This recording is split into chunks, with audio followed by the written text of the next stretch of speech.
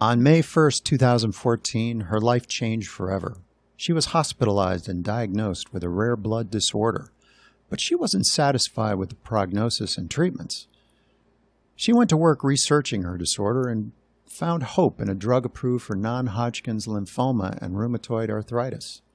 She also set a goal to become an attorney shortly after being diagnosed. She achieved that goal less than 4 years later in April of 2018.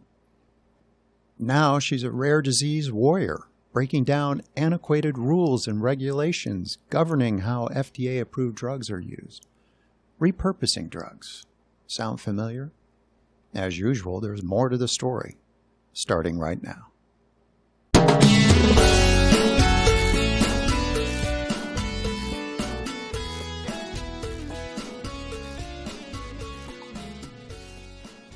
Welcome to the show, world-famous Candace Lerman. Thank you for having me. Excited to be here today and to chat about all the things I'm extremely passionate about. Oh, I know you are because I follow you on Twitter. At Rare Candace. I will repeat that. We will have links in the description. So, setting the stage here a little, COVID-19 is an epic medical tsunami, and it's been blasting through some old rules, regulations, processes, procedures, and maybe, just maybe, now the waters are starting to show signs of receding. And we're going to be left with assessing the damage and figuring out how to move forward. And I did a show a couple weeks ago. Let's see, was it 2 or 3 weeks ago? COVID-19, what's good about it? And that got me thinking too. There are some good things coming, and we're going to talk about some of those. But one of the good things is this thing has caused so much change so rapidly, and it's exposing some really deep flaws in all healthcare systems globally, not just the US. So the Medical Tsunami hashtag is very appropriate for this. And to give a lay of the land to people who may not understand the scope of rare disease, I found a good description of it, and I'm not going to put it to memory. In the US, a rare disease is defined as a condition affecting fewer than 200,000 people. There are more than 7,000 rare diseases that have been identified, yet only 5% have treatments. The total number of Americans living with a rare disease is estimated at between 25 to 30 million. On average, it takes over 4 years to receive an accurate diagnosis of a rare disease. Candace Lerman, why is that? So the rare disease community uses the zebra to sort of identify all 7,000 different conditions. And when we walk into a doctor's office, our main ask is, when you hear hoofbeats, think zebras, not horses. So take that unique identification of zebra stripes and apply it to the patient sitting in front of you. For rare diseases, about 80% of them are genetic. So if someone gets a genetic test, they may get the results back that identify what their issue is. I fall into the 20% of patients with a rare disease that is not genetic. And so it requires a lot more testing and perhaps more research into what the condition could be, especially if the symptoms overlap with other conditions and could maybe appear as something more common instead of rare. So you have a lot of issues with the diagnostic odyssey, and patients really have to depend on finding a physician or a team of physicians willing to take this as sort of an exploration and run with it. So ordering the required testing, finding physicians who are competent in perhaps just say your cluster of symptoms, because you may have a physician who is practicing cardiology and you have a heart condition, but the cardiologist may miss it. And therefore you may have to go to your child's pediatrician or perhaps a rheumatologist, or even if one of your conditions presents a skin issue, a dermatologist could even find your rare disease and be able to accurately diagnose you. It's interesting you bring in a lot of the specialists, and I hear in the back of my head the little the buzz is starting to go, and we're going to get to that. So in your own timeline, when did you know something wasn't right? This is back in 2014, right? This began, this Yes. journey kind of began for you. When did you know something wasn't right, something wasn't adding up, and when did you? It was May 1st, right, of 2014, when you were diagnosed. Yes. What was the timeline before that?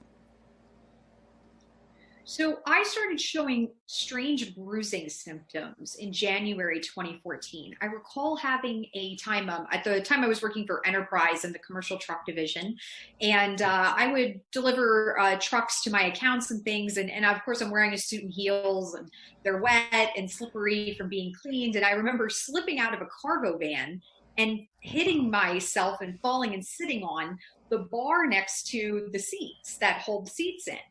So I Ah, had a pair of matching bruises on the back of my legs, which was a little odd.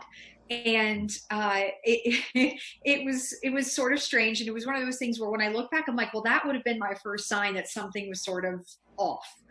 I progressively started having more bruising as time went on, and then in March 2014, I woke up one day and just took a shower, went to work. It was casual day at work, so I was wearing khaki pants and Sperry shoes. And I looked down at my legs and I noticed that I had tons of little purple dots all over my ankles. And I'm very fair skinned, so obviously you could really see these purple dots. I no. called my mom and I said, "Hey, mom, I have this issue. I had just tried to do shaving cream in the morning. Maybe I'm having an allergic reaction." So she said, "Call the dermatologist and go." So my regular dermatologist wasn't working. I went in to see a man who helped open the practice, and he looked at me and told me it was no big deal. I needed to start wearing compression socks, and I was weightlifting too much and too heavy.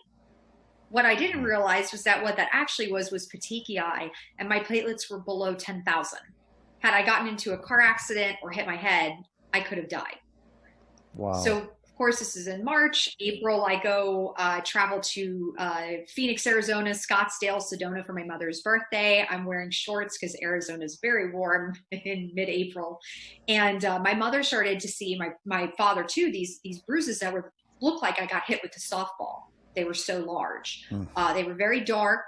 I had to put makeup over them so that I could go out without people staring at me. I was having nosebleeds here and there. But I was working about 60 to 70 hours a week. I was doing very well at my job, and I just figured I was tired and I had a lot going on, and that was it. Eventually, when we returned, my mother sat down, my father, and my late boyfriend, and we all had a discussion. And so they convinced me, like, yeah, you should go to the gynecologist and have her run some blood and take a look at you. Maybe there's a thyroid issue or something. And she's a great doctor and one of my very good friends. So I just figured, all right, let me go see her. Why not? I walk into her office at the end of April. She took one look at me and goes, "This is a job for a hematologist, but I'm going to draw your blood and we'll figure out what's wrong." So on April 30th, she calls me, and I was actually helping a client at the time. I remember standing at the computer. I had a wad of napkins in my hand because I was having a nosebleed, but I was so adamant about finishing this contract because it was going to set me as the number one woman in sales again for like the fourth month in a row. And I was so competitive and passionate about Wow. staying number one. I'm like, I'm going to finish this. So she left a message, and I went back and I listened to it, and she said, "Candace, it's Tara. Your platelets are at 7,000. You need to get to an ER immediately or you're going to Yeah. Yeah, that'll do it. That's that wake up die." call. Good grief. You've, wow. That is for someone your age, any age really, but someone who's young, the majority of your life in front of you, and you're being presented with, hello, you need to get to the ER. Um, that's quite compelling. And so it took a while before, I mean, they knew something was wrong, really wrong at that point. That was a process of elimination to find out exactly what was causing it. And Yes. in the last 2 months, kind of switching gears, this all motivated you after you went through recovery You then decided, I'm going to figure out how am I going to beat this. The warrior in you came out. And so how did that, I mean, how did that part happen? You've been given this diagnosis through a process of elimination. And then it was treatment time. How do we treat this? How did that work? I mean, what was that like? So I was very fortunate to eventually, after going through 4 hematologists and a 6-day hospital stay, and no one really had any answers for me and gave me any reassurances or anything about this condition, I ended up at the University of Miami with a brilliant doctor named Dr. On. And Dr. On became sort of my mentor. And we spent about a 6-month period just confirming that ITP diagnosis through a series of tests and treatment things. And I was on steroids at the time. And he encouraged me to go online and start researching and finding out as much information as I could. It was the first doctor I ever really had that was like, yes, please go online and Google this, and please look at what people are saying and connect with other patients. And so I blame him for creating the monster that is me now, because he encouraged me to get out there. I don't But think he ultimately, minds. I started asking questions. Yeah, no, he I think would he's always tell proud. me I was his rock star. Yes, I was his angel and his rock star. So Brilliant. I made a choice of just finding connections. I had brought my laptop with me to the hospital when I was originally diagnosed. And so the first thing I did was go on Facebook and search ITP. So I had friends over a few month period that had this disease and had taken different treatments. But I just asked a simple question. So what is responsible for killing my platelets? And is there a drug out there that could stop whatever's killing my platelets from doing it? And so that's how I stumbled across Rituxan. And Dr. On had mentioned it to me along with a long, long list of other options and treatments. But I was thinking more analytically with a background in my master's in international affairs and emergency management and things like, let's stop the problem where it starts, which is my B cells were destroying my platelets. So after a series of Googling and staying up till 3 or 4 in the morning and researching and asking questions, I was able to get other patients to send me some of their data. And it was just a simple thing. I wanted to know how many milligrams of prednisone they were on, whether it caused their platelets to rise or not, if they had a positive antinuclear antibody test showing autoimmune function or dysfunction or activity, and if they used Rituxan, did they respond well to it, meaning did they return to a normal platelet count above 150,000? So I was able to, from the patients that gave me their data, and there was between 25 to 30 people who sent me information, that I classified people with my disease in 3 categories. I had patients like me who had positive ANA, positive response to steroids, and showed platelet destruction. Then I had a second group of patients who didn't necessarily respond to steroids, but had a bone marrow biopsy and were taking 2 drugs that were on the market at the time for ITP and Promacta, which stimulate platelet production in the bone marrow. And then I had a third group of people, which at the time in 2014 were refractory and had no treatment options and really didn't respond to any medication. So I felt that I was in a good position to approach Dr. On about the drug. So I had an appointment with him because my platelets had plummeted to 14,000, and I started seeing those same bruises again, the petechiae on my legs and the nosebleeds and things. And I just said to him, I was like, Dr. On, I want to use Rituxan. And he goes, that's good, because that was going to be the treatment that I was going to pick for you. You arrived at your own treatment. Well, you know, you had, but you had guidance Yes. there. You know, you had guidance with a physician who was taking the time, basically, and that's really important. But now you're repurposing a drug that's been approved. It's been around for quite a while, right? I mean, when was it first approved? Yes. It was approved, I believe, in early 2000s, first to treat non-Hodgkin's lymphoma, and then I believe in 2006 is when they issued another label change for rheumatoid arthritis. So it's being used in rheumatoid arthritis and a couple other autoimmune conditions. Yeah. And so how did the first person who took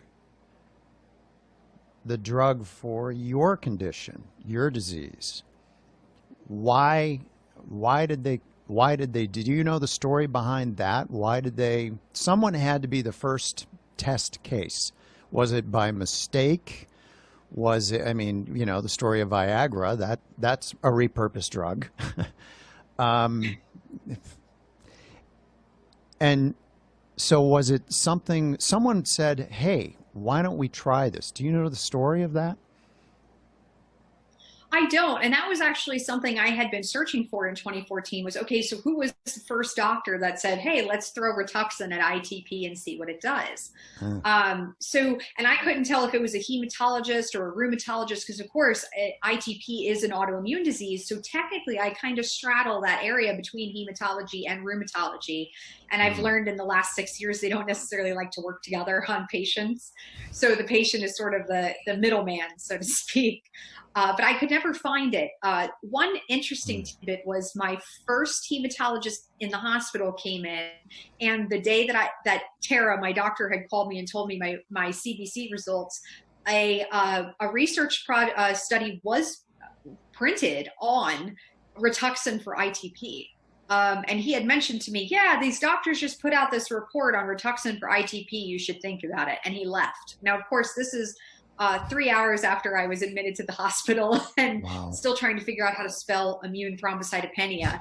And I wasn't sure if I was going to die or live. Yeah. I had a nurse write it down for me on a piece of paper. But I didn't think much of it. And then, of course, you have this whole idea of you're diagnosed with a rare disease. I was only 27 at the time. And then you want me to use chemotherapy? What? And it's not FDA approved for the condition. And so it was my own personal medical tsunami. I think that's a really great way of describing all of the emotions and information I had to process at one time. Wow. Yeah. You got the earthquake and then the tsunami. I mean, yes. Goodness. So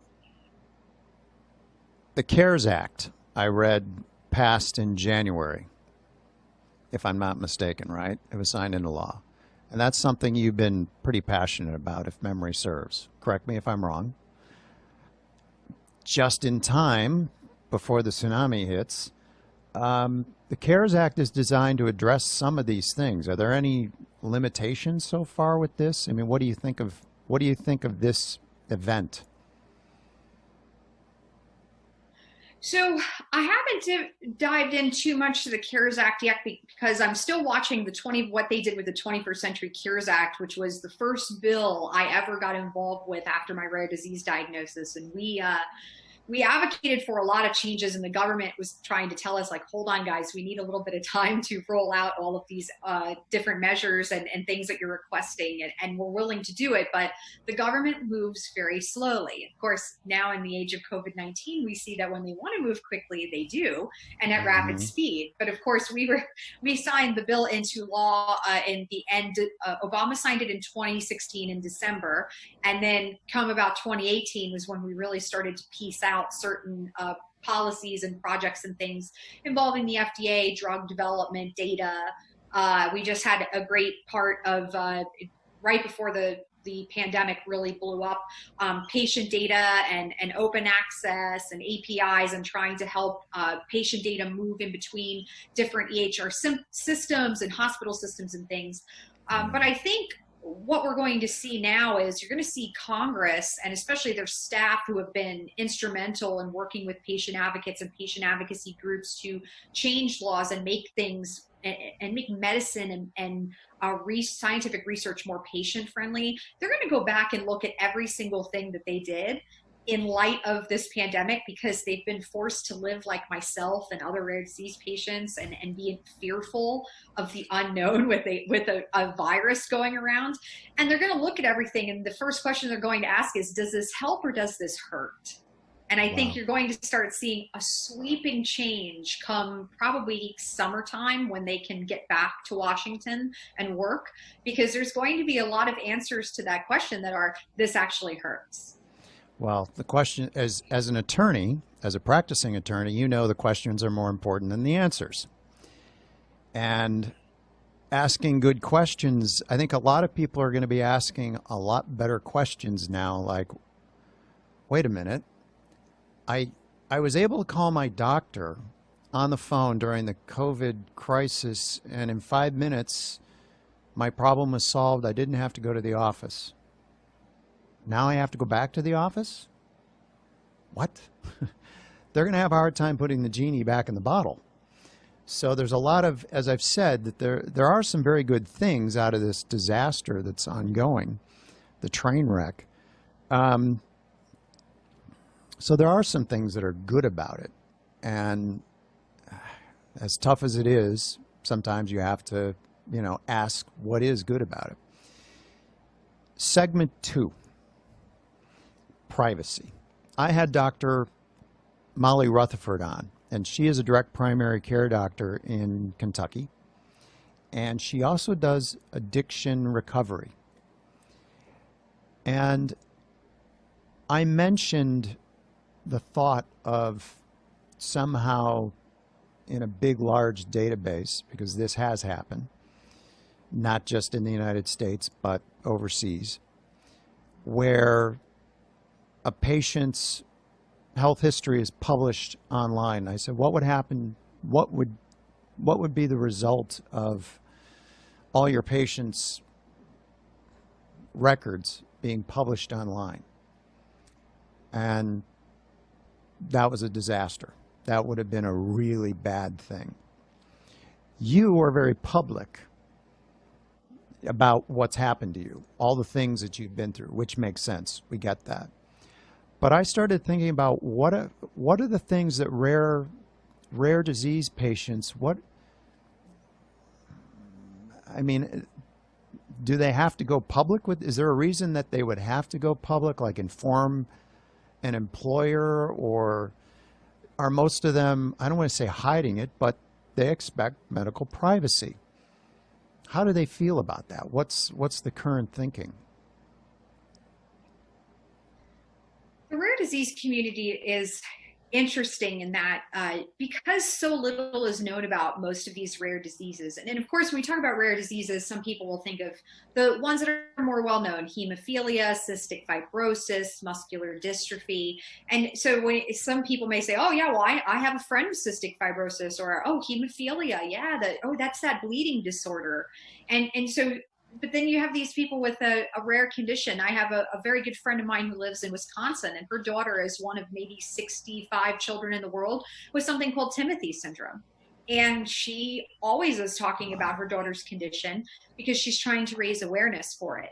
And the hope is when they speak out or they go online or they make these videos and things, that they're going to find other patients who perhaps the parents are going online right now and Googling symptoms and saying, hey, my child has this list of issues, and we need to figure out what's going on. The doctors don't have answers. And it's been amazing over the past 6 years to watch online. Sometimes as it happens, parents connect the dots for their children through other parent advocates. And they go back to the doctor and say, listen, I joined this Facebook group. I found this website of this organization, and it's talking about all of the things that my child is coming to your office and presenting with. Can we get a genetic test, or can we order these series of tests and find out what they say?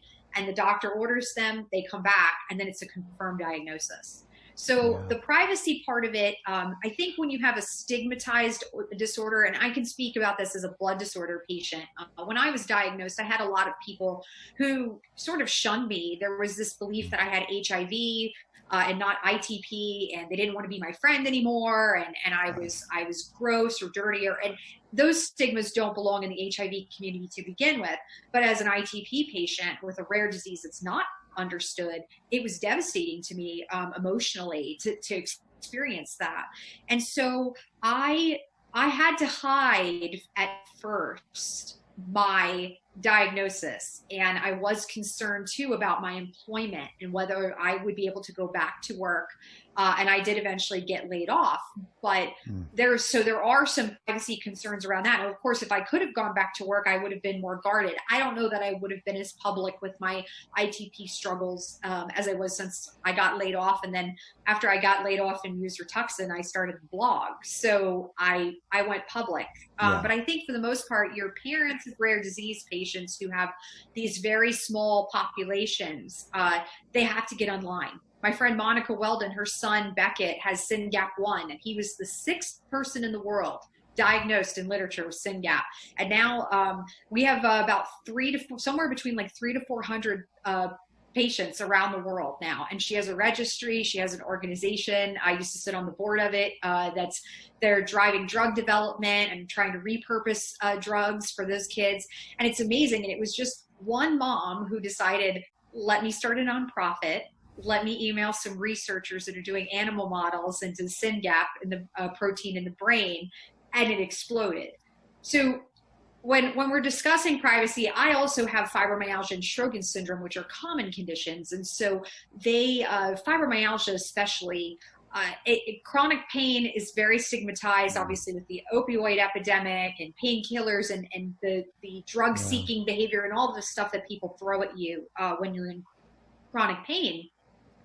That stuff some people don't feel comfortable discussing. And so their privacy is super important, and I applaud advocates in the addiction space, chronic disease, chronic illness, chronic pain, who do speak up, because the social stigma associated with that can be brutal. It really can. Yeah. Well, I spoke at length with Dr. Rutherford about that, and she recommended, a good book, which was Sam Quinones' book, Dreamland. And that's an excellent book about how it happened, the tragedy of errors in some cases.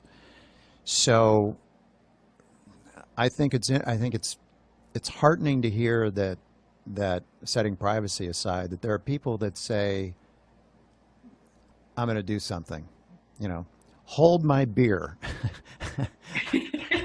I'm doing it. I love that. Sort of like what you've done. You've said, hold my beer. I'm going to take it on. And you've done that. And so I'm doing a little connecting of dots. And segment 3 is about care itself. And I don't know if you remember it, but when we first started conversing online, I remember asking you about your care. Whenever I see a medical story, the first question I ask is, where is primary care in all this? And I'm usually never surprised at the answer, because the answer is usually, well, I don't have a primary care doctor. And it seems the younger you go, the more likely that is.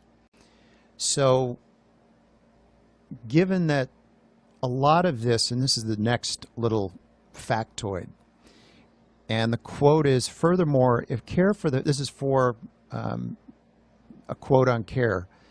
Furthermore, if care for the patient is uncoordinated, as it is quite often is,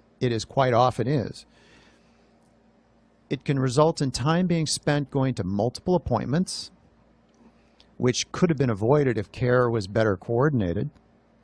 Care coordination is the coordination of patient care between 2 or more professionals involved in their treatment, facilitating the appropriate healthcare services. Well, guess what? That's exactly what a DPC doctor does. It's the focal point for all your care. And then they're the ones that are there coordinating it. They're calling the specialist and saying, okay, doc, what did you hear? Tell me what's going on. And then they connect with you and say, so Candace, tell me what you heard. Sometimes they're not the same, or they're different, or, they know they have a communication gap. But these are 2 real key benefits for rare disease patients. And direct primary care solves some real big issues. So I'm wondering, in your travels within the rare disease community, have you been hearing much about direct primary care and what it's able to do for your community? There really isn't a discussion on that. Now, in the pediatric rare disease populations, generally the pediatrician is the the primary care provider, and it makes things very easy for parents because they will be dispatched to various specialists as needed, and then they always follow back up with getting the information back to the pediatrician. And this is especially true in some of these conditions where they may be traveling across state lines or across a country to a specialist or to a center of excellence set up by a disease specific organization so that the child can receive therapy and care and things based on the experts of whatever the disease is. But then this does bring up the great question of, as we develop more treatments and therapies for these rare diseases and these children live longer, what do you do when you age out of pediatric care?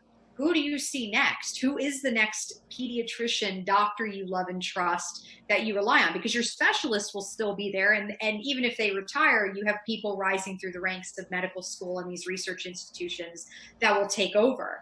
But we don't have anything saying, hey, when you age out of your pediatrician, here's the next person that's going to be sort of your center point in the universe of rare diseases to help you and to also be an advocate for you. Because then we bring in, when we have pediatricians and these specialist doctors advocating for their IEPs and 504 plans and establishing therapy guidelines and things for the kids. But what about college? What about a job? What about filing for permanent disability? All of these questions come into play. And as a lawyer, I'm always asking that and going, well, what's next? And so this is a conversation that needs to be had, especially by the umbrella rare disease organizations who are working with patient groups and disease-specific nonprofits, because you have to start thinking ahead. I think 5 years ago, we probably were a lot less hopeful about long-term survival rates with children with pediatric rare diseases. Now that we've seen more drugs being approved, you have Spinraza, you have Exondys 51, and a couple others now. Patients with things like spinal muscular atrophy or Duchenne muscular dystrophy will be living into young adulthood and hopefully even longer. And these are issues that will have to be addressed. I loved my pediatrician growing up, and I don't know that I would ever find a doctor who, other than Dr. On, who was my cheerleader like my pediatrician was.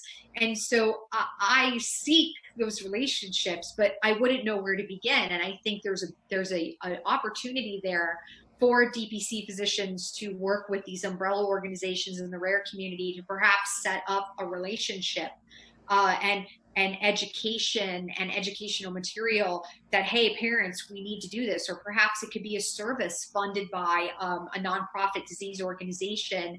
And these doctors could also assist the parents if they're doing registries and collecting data for drug development. These doctors could be a massive part of that. And they're also a really great weapon in the arsenal for an FDA advisory committee meeting, because you want as many medical experts as you can there, because as we've seen over the years, the FDA has some really brilliant people working in there, but they are not the experts on these rare diseases that may have been popping up over the last 5, 10, 15 years.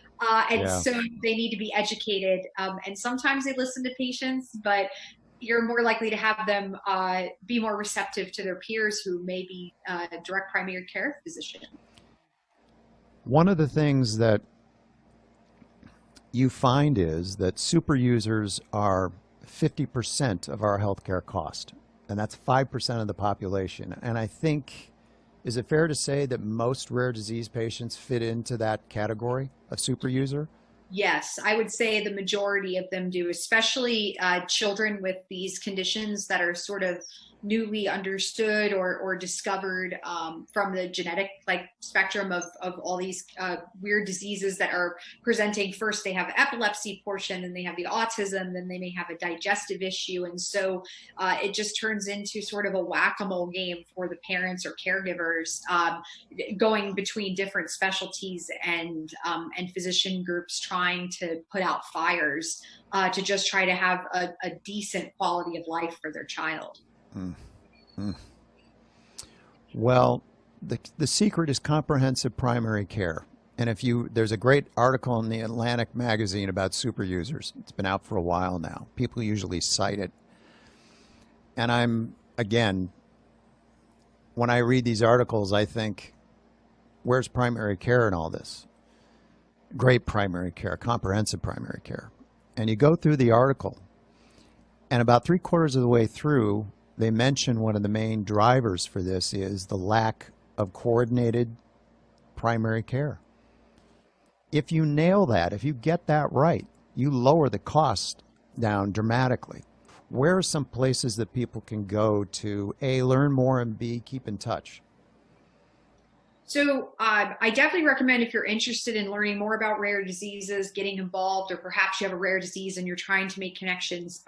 There's a fantastic organization out of Southern California called Global Genes, and it's Genes, Genes, and they're a wonderful group of people. They have fantastic toolkits online from everything that deals with getting the diagnosis and working with a genetic counselor to starting your own organization or building a scientific advisory board and even harnessing data to develop treatments. They're just a wonderful group of people. So no matter where you are or your child is on your rare disease journey and odyssey, you have resources there. There's also the National Organization for Rare Disorders, NORD, and NORD is a fantastic resource. They do a lot of work in advocacy and also in legislation because they're based in Washington, D.C. So definitely recommend them. So between Global Genes and NORD, you generally get a good knock on what's going on. Obviously, and they're always in the news right now, the NIH is a fantastic resource, especially for the undiagnosed, who unfortunately spend way more than those 4 years trying to find any answers. And I highly recommend that for people who are struggling to get a diagnosis and have hit a dead end, the NIH Clinical Center is where you need to go. Because you're going to have those amazing minds there who can spend the time with researchers in the labs all on the campus, looking at your tissue and your blood and your genome and everything, and trying to put together the pieces of the puzzle for you. And sometimes I know a couple people who were patient one, and it's a relief.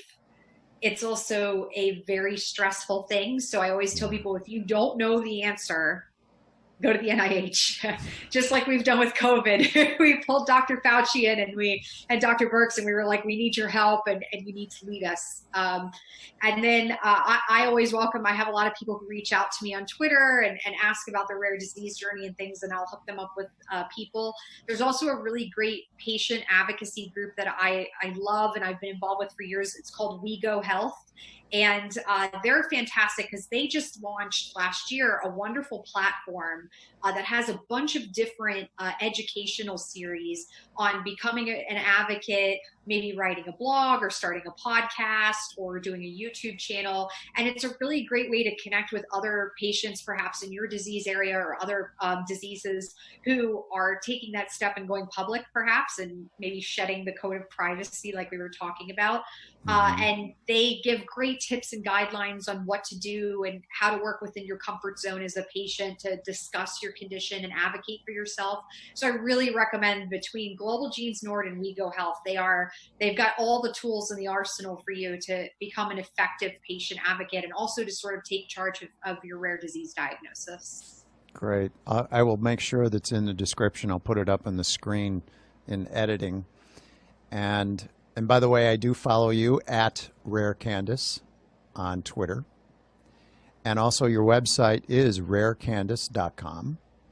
So for people to know that. I really liked what you said about the zebra. Did you come up with the zebra? No, that was actually something that when I attended my first Rare Disease Week at the end of February 2015, I learned about the zebra because I walked into the conference for all these rare advocates, and I'm like, what's up with all the zebra print? I didn't understand what it was, and then somebody explained to me. So when you hear hoofbeats, think zebras, not horses. And I'm like, oh, okay. Because it was like, I mean, people were head to toe in zebra gear. And I'm like, did somebody have a fashion week where everybody was wearing zebra print? What is this? And so it was great, but it's a very unifying thing because everybody has their awareness ribbons and their colors and their months and days. But really, when you're going to make an impact on advocacy and changing medicine, when you have 200, if you have 7,000 different rare diseases and less than 200,000 people in each, segmenting them into individual groups is not as powerful. So the zebra was a really nice unifying force, and I really liked that. So and the kids love it too. They get very excited, and Yeah. everybody always gives out little zebras every year, and it's a great mascot. Whoever came up with that deserves a massive, amount of brownie points. Yes. And that's the other thing it reminded me of when you said it, it reminded me of um, when IBM was doing their PCs and their advertising was think. And then Steve Jobs, the brilliant marketing mind that he had, came out with a commercial in '84 with the woman running towards the screen with the hammer, and she throws it at the screen. It blows up. It was 1984. The George Orwell, and the end of the commercial it said "Think different," and that's exactly what I thought of. It's think different, don't assume, and that's a very powerful message. So one last thing that I want to ask, because you're inspirational.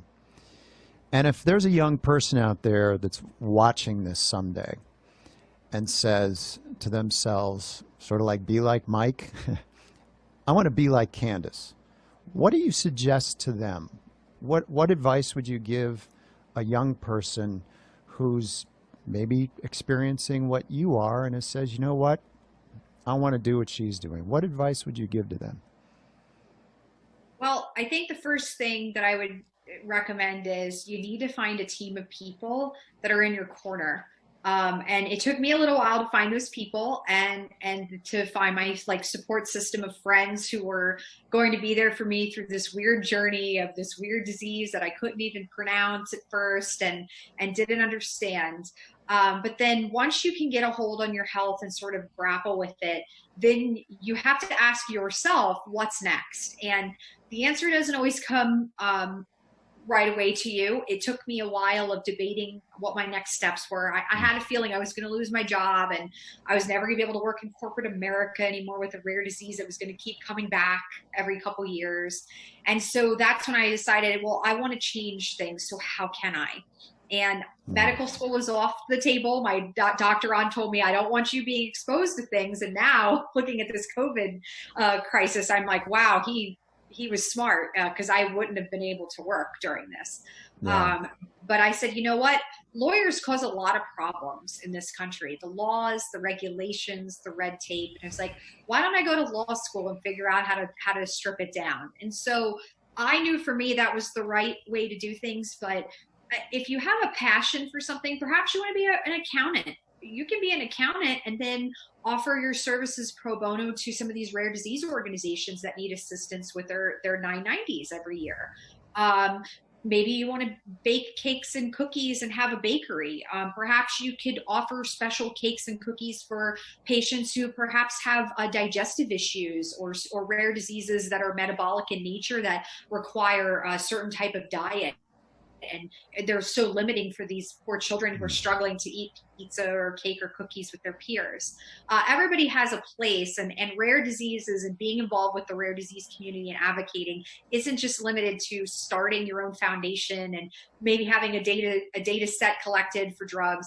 There's so many more things that you can do, and so you should always keep an open mind as to how you can contribute and carve your own path. Don't follow someone else's.